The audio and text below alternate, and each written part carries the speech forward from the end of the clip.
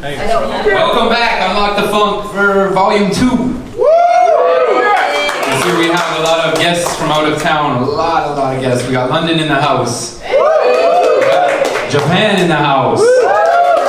We got Russia in the house. We got France in the house. We got USA in the house.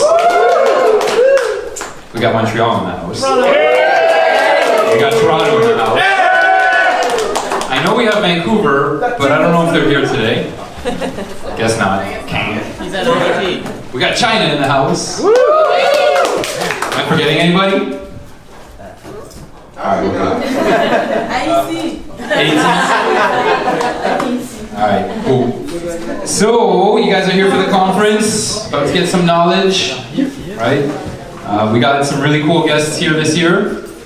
Two of them are going to be in the battle on Saturday, tomorrow. One of them is going to be our judge. I think you all know who everybody is. I mean, they're on the photos up there. I'm not going to do too much introductions. I do a little bit, but let's first introduce our host, returning, our defending champion, Spicey. Everybody knows Spicey. She did a successful event this year, Fresh to Death. If you were outside at Place des Arts, it was really nice outdoor event. It was really dope. And Spicey, of course, was our winner last year or recipient last year of the Keys to the Lock Award. So, high respect. Same with Patana. Fantastic here today. So Spicey's going to be our moderator. I'm only here just to do a little bit of announcements and I introduce everybody and then it's on you guys. And we'll have questions at the end. There's a few questions that people submitted through Instagram, so I will be asking those questions on behalf of those people. But other than that, I'm not going to say too much. Of course, we have Quanta Lock and Apache Lock who are here. We're the team putting it together, of course. And can't do anything without them. These guys are my fans. Yes. All right, so let's introduce our panelists for today. Okay, we got three of them. Let us start with the first individual. I'm trying to think about who I met first. I'm going to introduce them in that order. So I guess the first person I met was 2010. We were at Just a Boot together. Me and Trek were a team entering, and we met this team from Russia. One of the individuals came up to us and was like, yo, you guys are awesome. Like, yo, let's be friends. and he's gone on to do some really amazing things out in Moscow, building up the scene in Russia. And he's also like 3-time world champion, killing it in battles right now. So I want to give a shout out to my boy Vovan. Yes. I'm excited for you guys to hear some of the stuff that he does because he does some amazing stuff in Moscow and it's really exciting to see other scenes doing things for locking as well. So hopefully we can learn from that. Next up is this young woman who has done, again, amazing things out in France. I met her for the first time. There's a funny story that goes with this. First time I met her was at a battle. We were all staying at the same place and she didn't do the dishes. So I called her out in a circle. She killed it.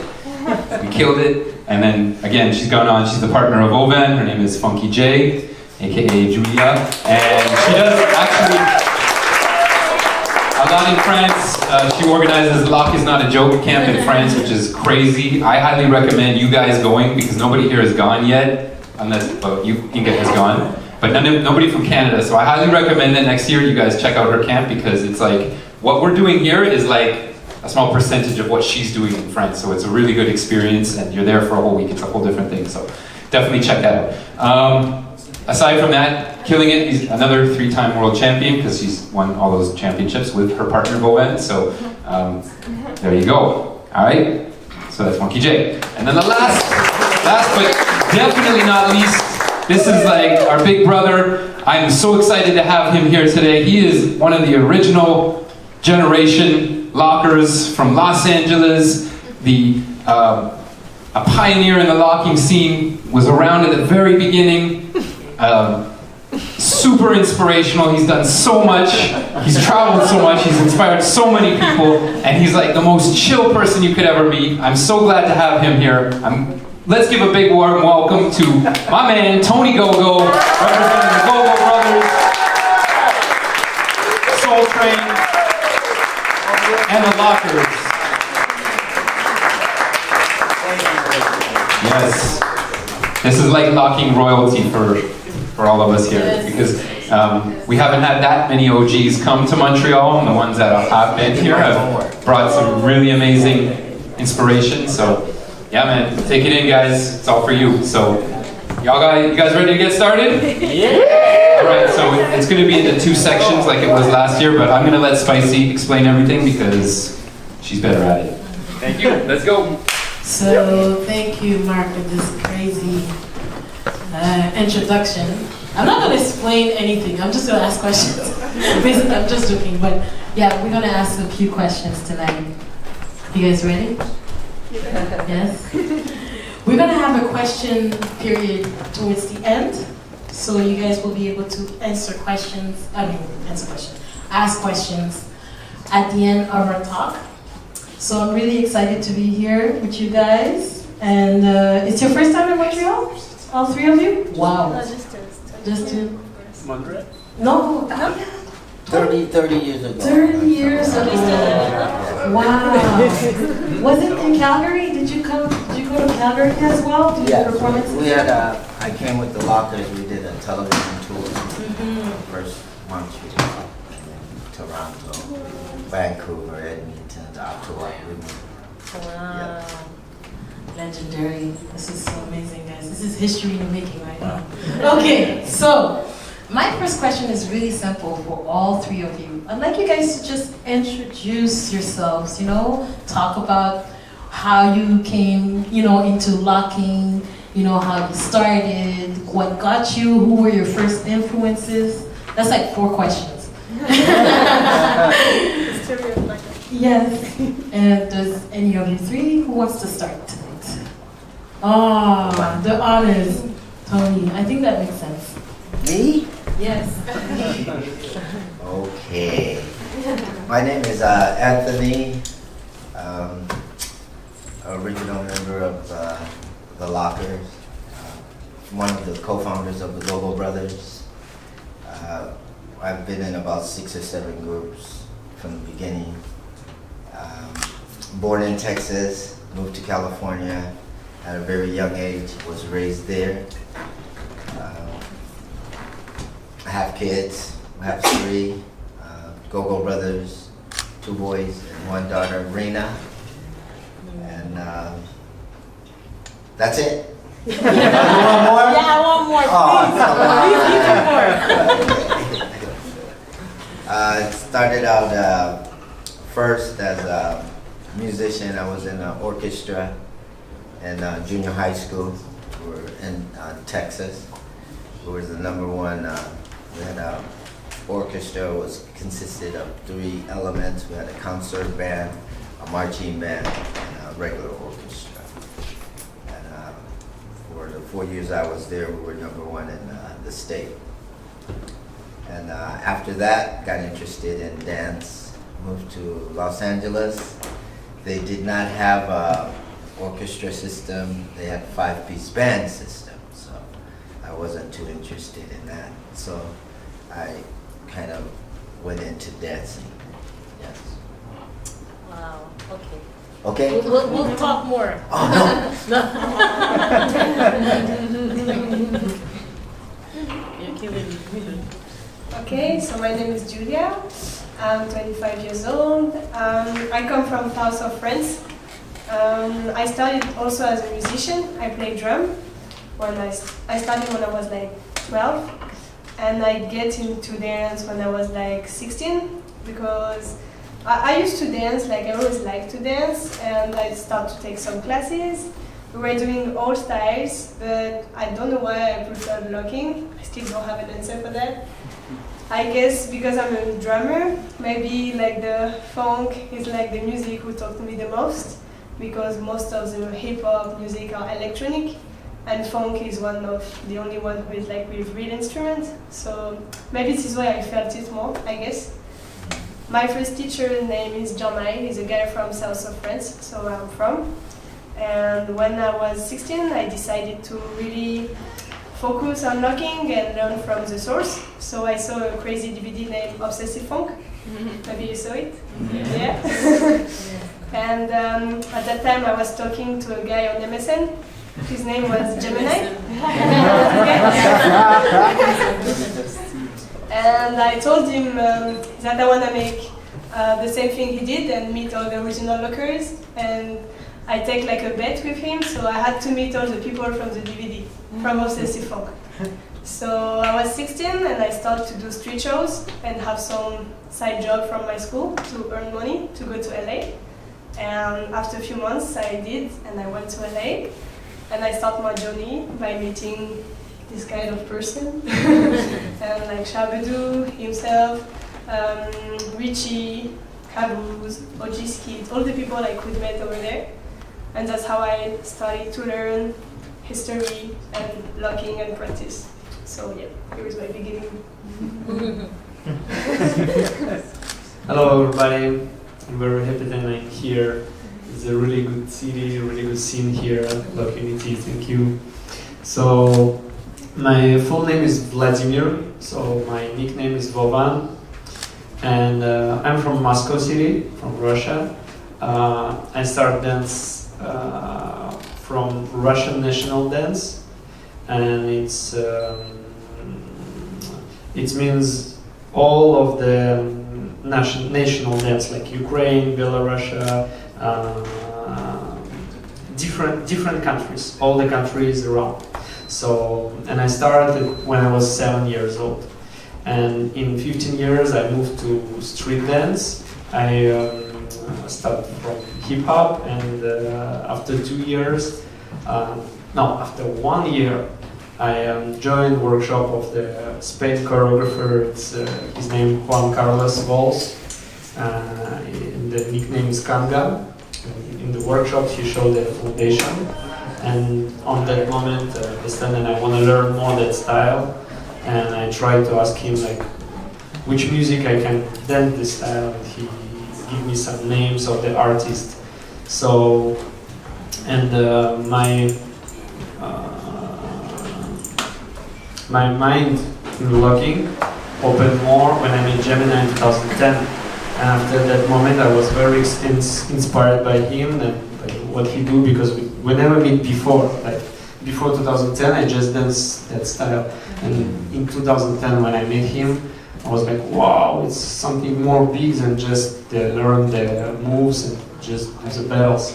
So I really understand that it's big art form, platform, and you have many ways to grow up. And after that moment, I started to organize events in Russia and be the activist in my country.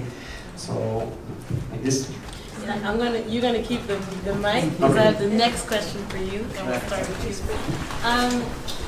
We want to know, like, what is locking for you? Like, what does it represent? How does it influence your person, your life? And, what are the challenges that you maybe you faced in the past, or you're still facing today, and the rewards? Because there are rewards, right? It's not just challenges, there's rewards and challenges. So just tell us about how you feel about locking, and what's your relationship to it today? Rewards, ça veut dire comme des prix, oui, des choses, qu'est-ce que tu reçois de bien, Yeah. For me, the locking and dance in general is a lifestyle. So I cannot separate my lifestyle and the dance, and that's how I grow up. That's how I get married, how I get. So it's everything in general together. So. What do you mean? How I get married? Did you get married? You said how I get married? Yeah, it's like you're married. Maybe no. I mean, if I don't dance, I don't be married on my age. Maybe I will not meet. Maybe I will not travel, not meet people, not do nothing. Like I don't know. Maybe I'm supposed to work on the office and that's it. Mm-hmm. So for me, it's like it's my lifestyle. That's it. Wow. Yes. They'll ask you. Everybody has to answer. Yeah, for me it's the same. It's really a lifestyle. And also like he he organizes events and I do too. So when you try to make the locking scene grow in your country, in your city, whatever, it takes even more space in your life because you just don't, and you're not just enjoying the culture by going to battle, jams and having fun by yourself. You are trying to build it. So it takes a bigger place in your life because you try to make this culture grow up, you try to have the students, to make people love this style, to make this style known for more people, to open it. So yeah, I think it's also a bigger place in my life because of the event side. And yeah, I grew up also because of dance, not locking, but even dance, because sometimes you have to make a show, you have personal challenge. And as a girl, I had a lot of questions sometimes. Like the people are gonna tell you, oh, but you are a girl, you have to dance like a girl.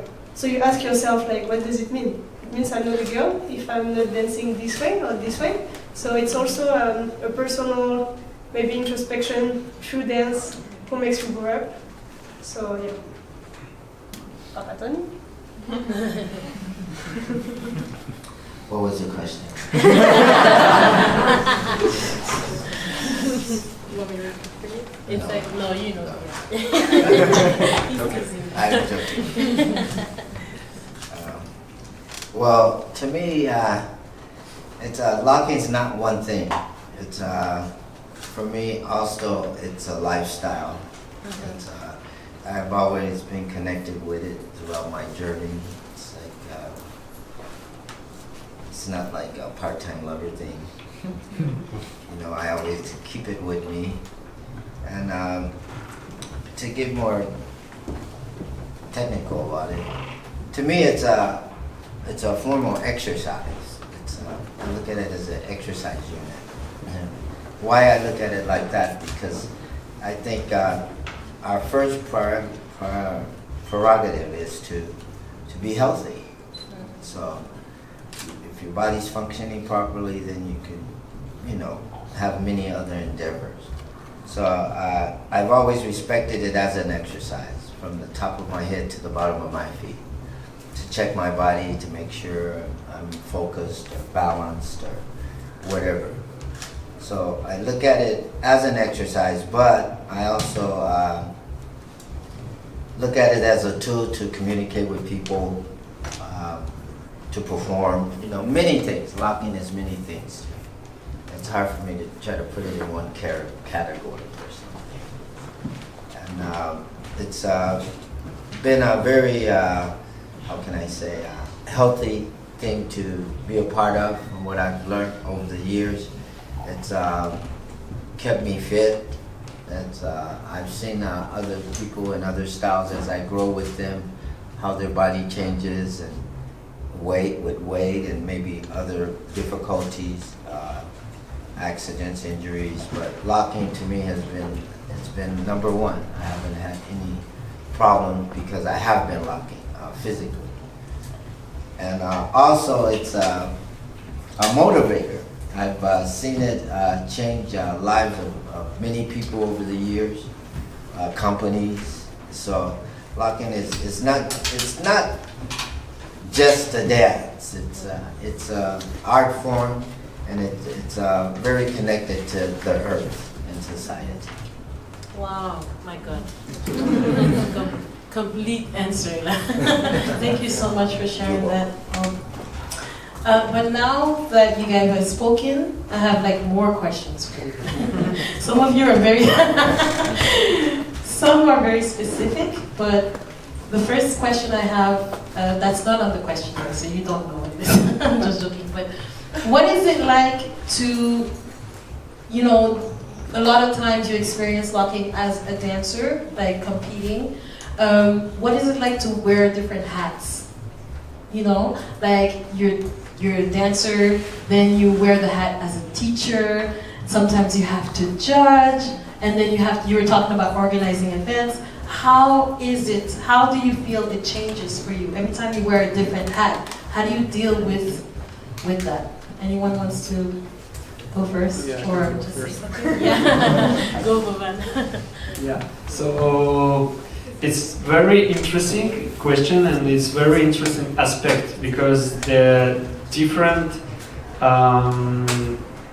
thinks what are you doing, it's a different feeling and different experience.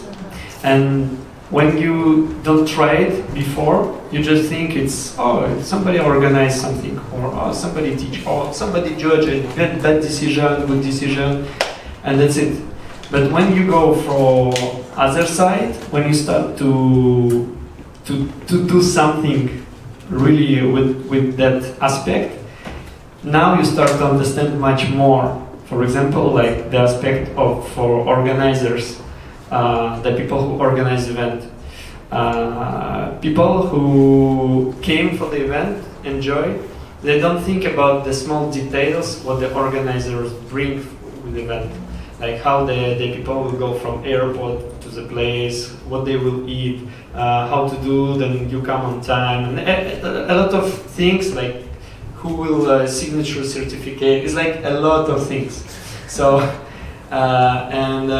when you start to organize and you start to understand, then this is another way how to grow up in these things. Like when you start, you don't have a lot of experience with that. But after, when you do it 1 time, 2 time, 3 time, 4 time, and after to organize something more small, it's for you. You start to be like this. So, and when you came for some event, you start to understand that as an organizer, now I can say like this I can do more better, or this thing is really good. Like what you try to learn as an organizer from the other organizers. So as a judge, it's the same. It's like when you start to judge, you have one feeling. After, when you grow up on this and you see how the people do some decisions, you analyze. So it's another aspect of the dance. The shows, it's another aspect. When somebody, like when I saw the first time the show with the scramble, and you guys do with Log Unity with the ceremony, the drama show. Oh, the drama show. Oh, it's Requiem. Yeah, Requiem. I was like, wow, that was amazing, guys. It's great work. I'm a choreographer, so I work as a choreographer in Russia. But when I see that kind of show in locking, well, I was bravo. Because for real, it's like, I see some shows before in locking, and also I see some shows with the drama too. But this one is, it gives you a message that in this aspect, is like choreography aspect, we can do a lot of more things. Now we didn't see around the world like very deep lockings dance show. So maybe the dance culture, the locking culture should grow up on this much more, because there's some people do, but it's not official. It's not very big like battles. If you go, you see like battle everywhere. But the shows, like deep shows with a drama, with a scenario, with a conflict inside, this is interesting thing. And also like somebody say, like locking fashion is another aspect, and it's really interesting. It starts slowly with in our generation, because the fashion come from different countries, different sides. It's cool, and the new music. So it's like it's a lot of things, you know. And when you just do the step into this, so you start to understand. It's wow, it's a big area to grow up. So cool. I want to join. I want to try. I want to do something with this. So for me, it's like this. Wow. What can I add? No, I just think the same. The only thing I could add is you grew up by making all these, by taking all these hats, and also doing all these things makes you improve the other one. Like when you're gonna teach, the more you're gonna advance in this skill, you're gonna maybe understand something for the thing you are organizing next week. You know, so everything is linked. So the more things you can do, the more things you're gonna go up also. So for example, when you are a judge, when you teach, the next time when you organize, you will think about some details as a teacher, as a judge perspective. So taking all these hats is everything what he say. I totally agree and I feel the same. But I just want to add that everything you do gonna be linked somehow and makes you improve everywhere. So yeah, don't sleep a lot, but do a lot. Hats and Like where you're like, doing research and stuff, yes. like teaching versus judging. Oh, I see. Well, from my experience, you guys,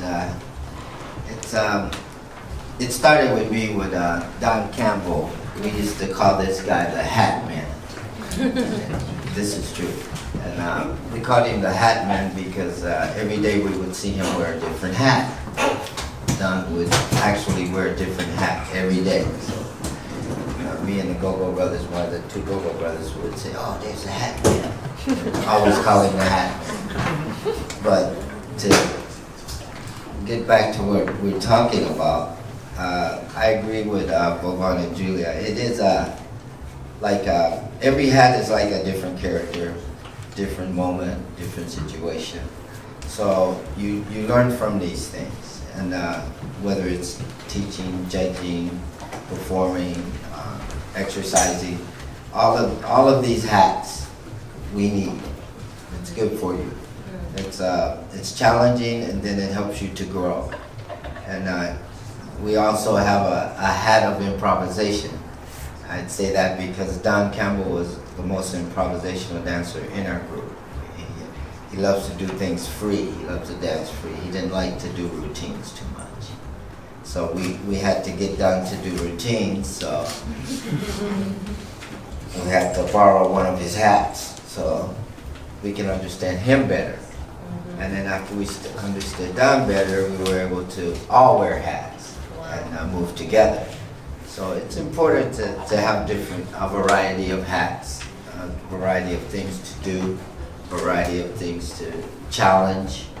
It's like a never-ending story. You're always learning things. It's not like you can learn everything about it. It's never going to get to that point with you. So I agree with my little brother and sister here also. Wow. Okay. Thank you. And can I ask you a question? Just because you spoke about health and how important it is. Yeah. Can I ask you anything? I can't add the age. No, No. I can't do that. No. Well, we can imagine. Okay. I'm cool with that. Yeah, but I want to know, like, after all these years, can you tell us a little bit about your secrets, your regimen? Like, how does one stay, like, so many years into locking? How do we, or dance, period? Well, with me, it's just, it's a simple thing. When I first met all of the guys in the group, we all got together and we all promised each other. We said, we're never gonna stop this. We're gonna do this forever, for life. Was the energy, the thought, the feeling that we were all connected through. And then as time passed, I started seeing a few of my brothers renege on their promise. And so it was a hard thing to maybe digest at that moment, but as time went on, I understood that I had to try to keep what we first said we were going to do, and just stick with the promise, and that's to never stop. And so that's basically the secret, just don't stop. Yes. Because once you stop, your body changes, your mind changes, you become a different person. If you keep moving, your body adjusts, your mind adjusts, and so it becomes a part of your everyday life. Like we just said earlier, it's a lifestyle. Wow. Thank you so much. And I also have a question for you, Funky J. Can you tell us, you're talking about being female and being told dance this way, dance that way. How did you overcome that? How did you overcome that and became who you are today? And how do you feel like you dance today? The big question. All my teachers are men. So, and in my crew, I'm always the only girl. And I dance with a man. So, for me, when I heard all my life that I should dance like a girl, it was a big question, like what does it mean? Because none of my teacher, no, you never said this, of course, I'm coming. No. All of my teachers, like, none of them told me, like, this is the way you have to look for the girl, and this is the way you have to look for a boy. Okay, this is a dance style, there is no sexual base, okay? It's universal, right? So when I heard this in the beginning, it was really messing my mind. I was like, what? I should be like a girl? So you want me to enter a balloon in high heels? What do you mean, you know? And years after years, I understand that this is people's issue. Like, they want to see it, it's their problem, but I don't need to do it. As long as I feel good in my body, I feel good wearing a dress and look like a boy in a battle, I don't have problem with that. It's my way to do it. So, yeah, it just took time to accept it, that I can do it how I want, and I don't need to listen to people who want to see a girl dance like a girl, because it doesn't mean nothing to me. Okay, as long as I'm a female, I have my female body and I look, so I look like a girl because I'm a girl. You know, so it was just a process to understand and accept. And one little thing about this guy that I really love and appreciate, that I never feel like I'm the girl of the duo. And this is the best thing ever, really. And I appreciate this. And this is one little thing that makes him the best partner ever, of course, just because this is really important. It's a male world. Dance is a male world also. We are a minority. We are, I don't know here, but in France, the women are less. So it's important to accept it and find your place and have around you people who are pushing you in the right direction that makes you feel good and comfortable. So, yeah.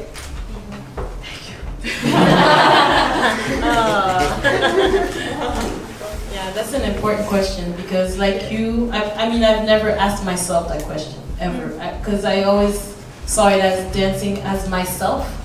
So I wasn't thinking female, male. I was just like, that's how I'm feeling it. Like you said, today I'm dressing like this, tomorrow I'm dressing like that. So, yeah, thank you for your answer. That's really great. Okay, we're gonna start talking about, because I'm ignoring you guys. Like, I'm just like, yes. Okay. So we're gonna start talking about locking development, because you are from separate countries. You have different experiences. In your country, locking is represented very differently, I'm guessing. I want to know, how did locking develop, or how is it locking in Japan, in Russia, in France? How different is it? How's this seen? Is it very different? Is it becoming more similar to the rest of the world? Like, how is it compared to, I don't know, where it originated first? And Tony, you also have 2 countries to talk about. Yes. I have more. Yeah. Well, how can I say? The first country is where? It's maybe Russia. No. Russia is more like, I want to know how you separately see your scene. In your like, country. in your own country. So maybe in the Japan. USA and Japan, yeah. Okay. Well, now, from what I've gathered in the United States, the locking scene is really small now. It's a small community now, and it's made up of basically a few OGs that have kept their endeavor going. And most of the originals aren't moving anymore, so there's not a base for teaching. And we have some new and upcoming guys, but it's like no structure right now in the United States. Japan has created their own subculture of locking, which was helped to be created by myself and a few other guys, EB, Skeeter Rabbit, Popping Pete, and also Flowmaster. These guys came over to Japan to help explain about the culture of locking and popping and hip hop also.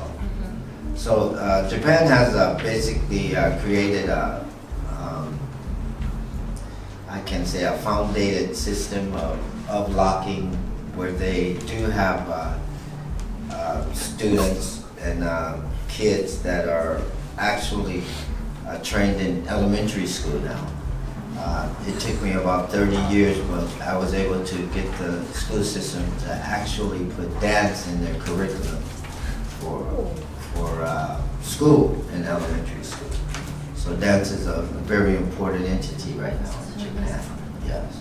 How big is it? Like, if we've never experienced it, how would you compare it to? Well, as far as event planning and doing the events, it's about the same level as anywhere in the world now. But to actually witness it, I guess experience it from your own perspective, it would probably be a little exciting because of the numbers that are displayed as far as Patreons and things like this. So, but the actual movement, the structure of the movement, if you look at it this way, it's really changing now with the younger generation. The older generation were, if I may say, a little more stiff. The younger generation is more versatile in movement. So it's really changing and it's really nice right now. Wow. Yeah. Okay. Thank you. Thank you so much for this answer.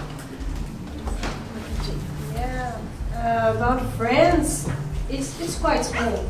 Honestly, it's like in Paris there is a scene which is pretty big because Pilok is here with his student, Manu is here with his student, Loic same. So you have like a lot of little branches here and there.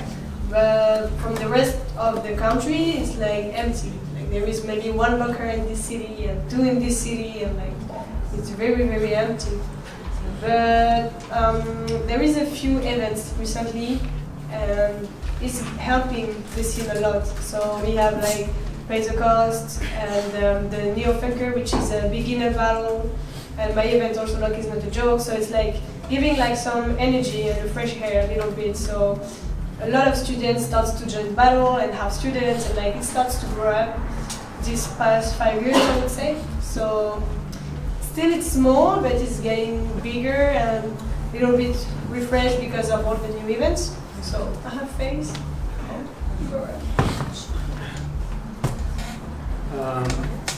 In Russia, before 2000, the dance culture, we have it in 2000. I was not there, but in the country we have it in before 2000. But the people, they don't really recognize the styles. So everybody know breakdance because breakdance is it moves. But when they saw some locking moves from b-boy, or if they see somebody waving or tattooing, they don't really understand that it's tattooing. They just do because they see some footages, but they don't know. They don't have the knowledge how what is the name of the move or what is the name of the style. So when in 2000, 2005, the information started to come from the country by DVDs, by the people who created the dance, somebody come and teach, the people start to recognize, okay, this is a locking, this is a popping, this is a hip hop, and from that time, the scene start to grow up slowly, because the people start to focus, especially for that style or for that style. And since 2005, we have the people who started to really progress in the locking style. Before, a few people dance, but they don't really understand that they dance locking. After 2005, the people start to understand, okay, this is the foundation of this style, this is the funk music, we can do this music, and also they start to understand who created dance and where it can come from. When everybody, we call it like the first generation of lockers from Russia. When everybody starts to grow up, of course we don't have the big community. So we just start to meet each other and events, and we was surprised sometimes because somebody dance in Russia is a very big country. It's like that Tonya. She's here today, and we live in the same country. But to me, to go for her home, it takes 9 hours by flight. Wow. Yeah. So if I want to go from Moscow to Khabarovsk, it takes 9-hour flight. So it's complicated a little bit. That's why when we start to meet each other, we was surprised, like, wow, it's great local. Where are you from? I live in Khabarovsk, or I live in Yekaterinburg. Like, we just start to meet everybody, and we start to talk. We start to share the information. Somebody start to give DVD or just say like, did you see this? You should see this. You should learn from him and this. And real scene start to build, I think, in 2010, something like that. Because before everybody grew up, and in 2010 we start to have the really the people start really teach that style. And we have, for real, we have 3 different kind of school in Russia, and each of that school you can see different influence. Like, for example, we have the locker is named Ice. They dance together with Alex Rogozhin. They both are first Russian dancers who passed for JD for the big finals. It was 2008. And this is the old school guys. The Alex, he's now is like 45, something like this, I think, and the Ice is like 35 years old. And they have a lot of knowledge, of course. And the way the Ice teach is more about the musicality. It's more about the rhythm, about the play with the rhythm, and also connect, of course, with the technique groove, but more focus on musicality. The way is, most of you know the Little Mosquitoes team. It's a group of the girl, and it's 4 girls. They have the changes inside the group of the personnel, but now it's since I think 2010. It's the same girl as 4 girls. Zlata, Leah, Olga, and Katya Ketelova. So the way what they teach is more about the freedom, is more about the dance, more about the groove and feeling. But also it's connect with the locking skills, with the technique and this. And the way I teach my students is more about open mind and try to take the different styles. And try to be technicality, try to find their character, and of course try to find the style in locking, inside locking style, that what they will like. It's like when the people in popping, they can do that, but crazy level, like Junior Boogaloo, for example. So he find himself like what he like more, or somebody do puppet style, or somebody do waving style. And in locking, everybody can find which influence they like, which one they prefer more. That's the way how I teach. So it's 3 Different mentality. Yeah, it's 3 different, but at the same time, where everybody now, especially now, with everybody try to connect to show for the new generation that we are together.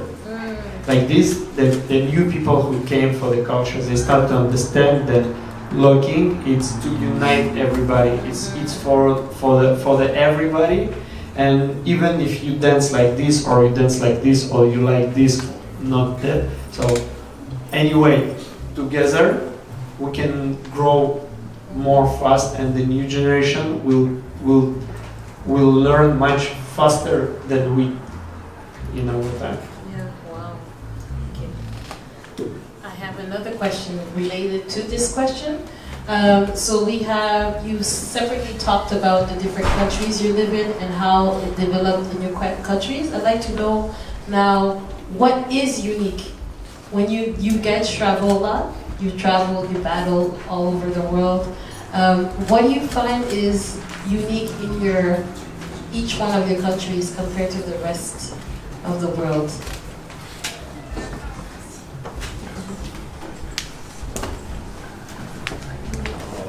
from a Japanese perspective about locking up, what's unique, you ask me, I would have to say the uniqueness in Japan would be like the choreography, the tightness of the routines that they do, because they put a lot of time into actually performing a number, so they're very technical. Yeah. So I would say that's one really important But point. I remember, I just want to bring a little story. When we were both at the Hip Hop Championship, Yes. judging like years ago, I think it's maybe 5-6 years ago, and you were so tough on the Japanese groups.